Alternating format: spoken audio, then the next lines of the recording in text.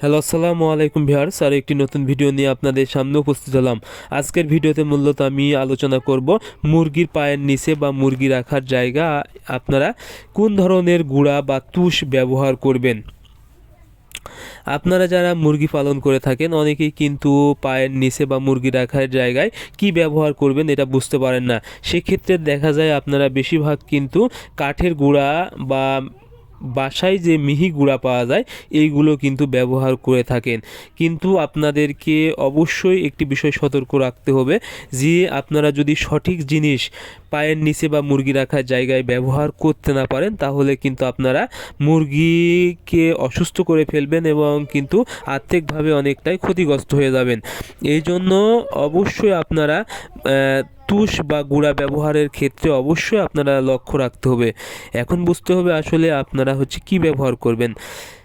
আপনারা অবশ্যই আমি সাজেস্ট করব মুরগির পায়ের নিচে বা মুরগি রাখার জায়গায় আপনারা মোটা তুষ যেটা পাওয়া যায় একদম আপনারা বিভিন্ন রাইস মিলে কিন্তু এটি পেয়ে যাবেন কম দামে, এবং এটা কিন্তু ওজনে অনেক হালকা হয়, এতে কিন্তু অনেক বেশি পাওয়া যায় কম টাকায়। এজন্য আপনারা অবশ্যই রাইস মিল থেকে এটা সংগ্রহ করবেন, বা এখন বিভিন্ন দোকানে কিন্তু এই তুষটা বিক্রি করতেছে, সেক্ষেত্রে আপনারা এখান থেকে কিনে নিয়েও ব্যবহার করতে পারেন।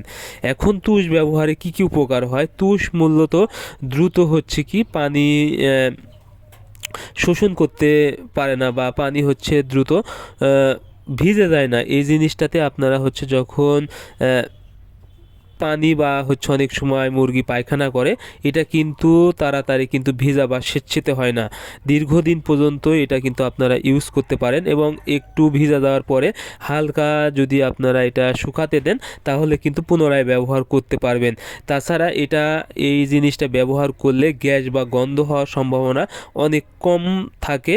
তাছাড়া এটা যদি আপনারা কোনোভাবে একটু নাড়াচাড়া করে দিতে পারেন তাহলে গ্যাস সহজে বের হয়ে যাবে এবং গন্ধ হওয়ার সম্ভাবনা কম থাকে। আরেকটি বিষয় সেটা হলো এটা ব্যবহারে কিন্তু মুরগির চোখে এই গুঁড়াটা সহজে পড়ে না।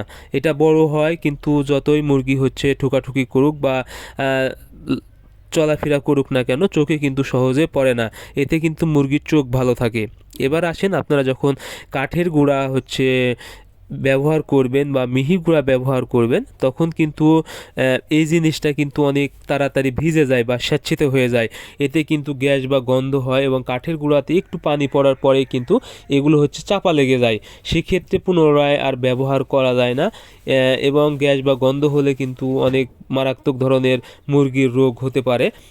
তাছাড়া এটি ভিজে যখন স্বেচ্ছিত হয়ে যায় বারবার পরিবর্তন করতে হয়, এতে কিন্তু আপনাদের টাকার পরিমাণটাও কিন্তু বেশি লেগে যায়। এরপরে কিন্তু মুরগি অনেক সময় এগুলো ঠুকিয়ে ঠুকিয়ে খায় বাচ্চা বিশেষ করে, তখন কিন্তু এই গুঁড়াটা মুরগির পেটে গেলে কিন্তু আমশয় হওয়ার সম্ভাবনা বেশি থাকে এবং পায়খানার সমস্যা হয়, বা অনেক সময় বদহজম হয়, খাবার সহজে হজম হয় না। তাছাড়া এটা কিন্তু সবচেয়ে বড় একটা সমস্যা, সেটা হলো এই গুঁড়া যখন চোখে পড়ে, মুরগির বাচ্চা চোখে পড়ে তখন কিন্তু চোখ একদম ফুলে যায় এবং অনেক সময় কিন্তু চোখ বন্ধ হয়ে কানা পর্যন্ত হয়ে যেতে পারে। এই জন্য আপনারা অবশ্যই মুরগি পালনের ক্ষেত্রে এবং মুরগিকে বিভিন্ন রোগ জীবাণু থেকে সুস্থ করতে এবং আর্থিকভাবে লাভবান হতে আপনারা অবশ্যই এই ধানের মোটা তুষ সংগ্রহ করে নেবেন, এবং এটাই অবশ্যই আপনারা মুরগির পায়ের নিচে বা মুরগি রাখার জায়গায় ব্যবহার করার চেষ্টা করবেন। তাহলে কিন্তু আপনাদের মুরগির রোগ জীবাণু কম হবে এবং চোখে পড়ার যে সম্ভাবনা এটা অনেক কম থাকবে।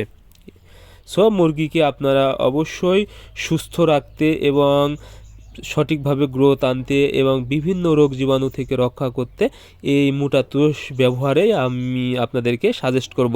তবে যদি আপনারা কম পরিমাণ মুরগি পালন করে থাকেন বাসা বাড়িতে, বা এই তুষ পাওয়া যদি একটু আপনাদের জন্য কষ্টসাধ্য হয় তাহলে আসলে আর কিছু বলার নেই, আপনারা কাঠের গুঁড়াও ব্যবহার করতে পারেন। তবে অবশ্যই এই কাঠের গুঁড়া ব্যবহারের ক্ষেত্রে একটু সতর্কতা রাখতে হবে, কোনোভাবে যেন মুরগির চোখে এই কাঠের গুঁড়া না যায় এবং মুরগি যেন এটা খেতে না পারে। সো আজকে ভিডিও পর্যন্তই। পরবর্তী ভিডিও পেতে চ্যানেলটি সাবস্ক্রাইব